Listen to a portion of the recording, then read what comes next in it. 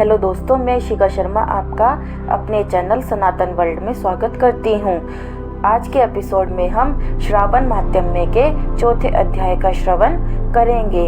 इससे पहले के एपिसोड में हमने श्रावण माहात्म्य के तीसरे अध्याय का श्रवण किया था, जिसका लिंक आपको इस वीडियो के डिस्क्रिप्शन बॉक्स में मिल जाएगा। तो चलिए दोस्तों, महादेव का नाम लेते हुए श्रावण माहात्म्य के चौथे अध्याय का श्रवण आरंभ करते हैं। हर हर महादेव। चौथा अध्याय, धारणा, पारना, मासोपवास व्रत और रुद्रवर्ती व्रत वर्णन में सुगंधा का आख्यान। ईश्वर बोले, हे सनत कुमार, अब मैं धारण पारण व्रत का वर्णन करूंगा। प्रतिपदा के दिन से आरंभ करके सर्वप्रथम पुण्य हवाचन कराना चाहिए। इसके बाद मेरी प्रसन्नता के लिए धारण पारण व्रत का संकल्प करना चाहिए। एक दिन धारण व्रत करें और दूसरे दिन पारण व्रत करें। धारण में उपवास तथा पारण में भोजन होता है। श्रावण मास के समाप्त होने पर सबसे पहले पुण्य आवाचन कराना चाहिए। इसके बाद हे मानद, आचार्य तथा अन्य ब्राह्मणों का वरण करना चाहिए। तत्पश्चात पार्वती तथा शिव की स्वर्ण निर्मित प्रतिमा को जल से भरे हुए कुंभ पर स्थापित कर राख में भक्ति पूर्वक पूजन करना चाहिए तथा पुराण श्रवण आदि के साथ रात भर जागरण करना चाहिए। प्रातः काल अग्नि स्थापन करके विधि पूर्वक होम करना चाहिए। त्र्यंबक इस मंत्र से तिल मिश्रित भात की आहुति डालनी चाहिए। उसी प्रकार शिव गायत्री मंत्र से घृत मिश्रित भात की आहुति डालें और पुनः षडाक्षर मंत्र से खीर की आहुति प्रदान करें। तदंतर पूर्णाहुति देकर होम शेष का समापन करना चाहिए। इसके बाद में ब्राह्मणों को भोजन कराना चाहिए तथा साथ ही आचार्य की पूजा करनी चाहिए। हे महाभाग, इस प्रकार से उद्यापन संपन्न करके मनुष्य ब्रह्मा हत्या आदि पातकों से मुक्त हो जाता है, इसमें कोई संदेह नहीं है। अतएव इस महाव्रत को अवश्य करना चाहिए। हे मुने, अब श्रावण में मास उपवास की विधि को आदर पूर्वक सुनिए। प्रतिपदा के दिन प्रातः काल इस व्रत का संकल्प करें। स्त्री हो या पुरुष, मन तथा इंद्रियों को नियंत्रित करके इस व्रत को करें। अमावस्या तिथि को लोक का कल्याण करने वाले वृषध्वज शंकर की अर्चना पूजा षोडश उपचारों से करें। तदंतर अपने सामर्थ्य के अनुसार वस्त्र तथा अलंकार आदि से ब्राह्मणों का पूजन करें। उन्हें भोजन कराएं तथा प्रणाम करके विदा करें। इस प्रकार से किया गया मास उपवास व्रत मेरी प्रसन्नता कराने वाला होता है। हे सनत कुमार, मनुष्यों को सभी सिद्धियां प्रदान करने वाले लक्ष्य संख्या परिमित रुद्रवर्ती व्रत के विधान को सावधान होकर सुनिए। अत्यंत आदर पूर्वक कपास के 11 तंतुओं से बत्तियां बनानी चाहिए। वे रुद्रवर्ती नाम वाली बत्तियां मुझे प्रसन्न करने वाली हैं। मैं श्रावण मास में भक्ति पूर्वक दीवान के देव गौरीपति महादेव का इन एक लक्ष्य संख्या वाली बत्तियों से निराजन करूंगा।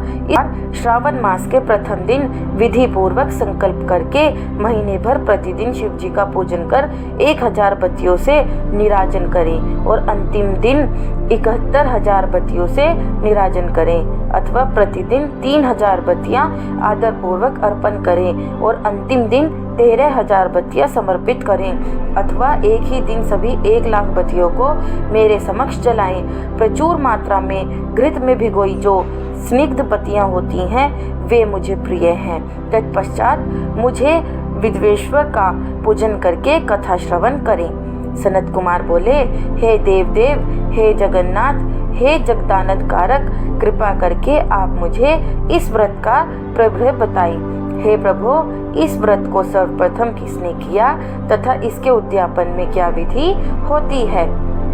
ईश्वर बोले, हे ब्रह्मपुत्रो, व्रतों में उत्तम इस रुद्रवर्ती व्रत के विषय में सावधान होकर सुनिए। यह व्रत महापुण्यप्रद, सभी उपद्रवों का नाश करने वाला, प्रीति तथा सौभाग्य देने वाला, पुत्र पौत्र समृद्धि प्रदान करने वाला, व्रत करने वाले के प्रति शंकर जी की प्रीति उत्पन्न करने वाला तथा परम पद शिवलोक को देने वाला है। तीनों लोकों में इस रुद्रवर्ती के समान कोई उत्तम व्रत नहीं है। इस संबंध में लोग यह प्राचीन दृष्टांत देते हैं। क्षिप्रा नदी के रम्य तट पर उज्जैनी नामक सुंदर नगरी थी। उस नगरी में सुगंधा नामक एक परम सुंदरी वीरांगना थी। उसने अपने साथ संसर्ग के लिए अत्यंत दुस्सह शुल्क निश्चित किया था। 100 स्वर्ण मुद्रा देकर संसर्ग करने की शर्त रखती थी। उस सुगंधा ने युवकों तथा ब्राह्मणों को भ्रष्ट कर दिया था। उसने राजाओं तथा राजकुमारों को नग्न करके उनके आभूषण आदि लेकर उनका बहुत तिरस्कार किया था। इस प्रकार उस सुगंधा ने बहुत लोगों को लूटा था। उसके शरीर की सुगंध से कोस भर का स्थान सुगंधित रहता था। वह पृथ्वी तल पर रूप, लावण्य और कांति की मानो निवास स्थली थी। वह 6 रागों और 36 रागनियों के गायन में तथा उनके अन्य बहुत से भेदों की भी गान क्रिया में अत्यंत कुशल थी।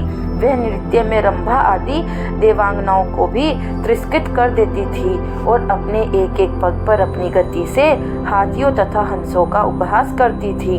किसी दिन वह सुगंधा कटाक्षों तथा बोह चालन के द्वारा कामबानों को छोड़ती हुई क्रीड़ा करने के विचार से क्षिप्रा नदी के तट पर गई। उसने ऋषियों के द्वारा सेविस मनोरम नदी को देखा। वहाँ कई विप्र ध्यान में लगे हुए थे तथा कई जप में लीन थे, कई शिवार्चन में रत थे तथा कई विष्णु के पूजन में तल्लीन थे। हे महामुने, उसने उन ऋषियों के बीच विराजमान मुनि वशिष्ठ को देखा। उनके दर्शन के प्रभाव से उसकी बुद्धि धर्म में प्रवृत्त हो गई। जीवन तथा विशेष रूप से विषयों से उसकी विरक्ति हो गई। वह अपना सिर झुकाकर बार बार मुनि को प्रणाम करके अपने पांव की निर्वृत्ति के लिए मुनि श्रेष्ठ वशिष्ठ जी से कहने लगी। सुगंधा बोली, हे अनाथनाथ, हे विप्रेंद्र, हे सर्व विद्या विशारद, हे योगीश, मैंने बहुत से पाप किए हैं। अतः हे प्रभु, उन समस्त पापों के नाश के लिए मुझे उपाय बताइए। ईश्वर बोले, हे सनत कुमार, उस सुगंधा के इस प्रकार कहने पर वे दीन वत्सल मुनि विशिष्ट अपनी ज्ञान वृद्धि से उसके कर्मों को जानकर आदरपूर्वक कहने लगे। विशिष्ट बोले, तुम सावधान होकर सुनो। जिस पुण्य से तुम्हारे पाप का पूर्ण रूप से नाश हो जाएगा, वह सब मैं तुमसे अब कह रहा हूँ। हे भद्रे, तीनों लोकों में विख्यात वाराणसी में जाओ। वहाँ जाकर तीनों लोकों में दुर्लभ महान पुण्य देने वाले तथा शिव के लिए अत्यंत प्रीतिकर रुद्रवर्ती नामक व्रत को उस क्षेत्र में करो।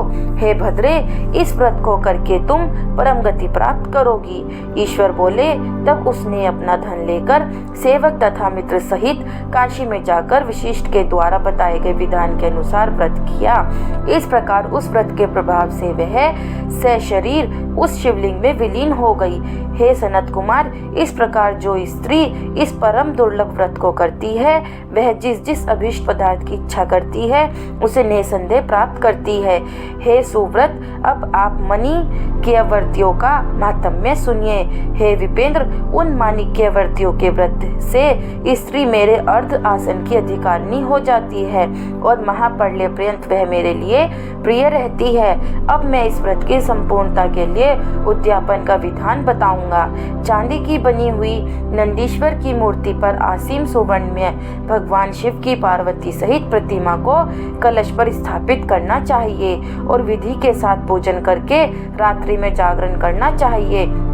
इसके बाद प्रातःकाल नदी में निर्मल जल में विधि पूर्वक स्नान करके 11 ब्राह्मणों सहित आचार्य का वरण करना चाहिए।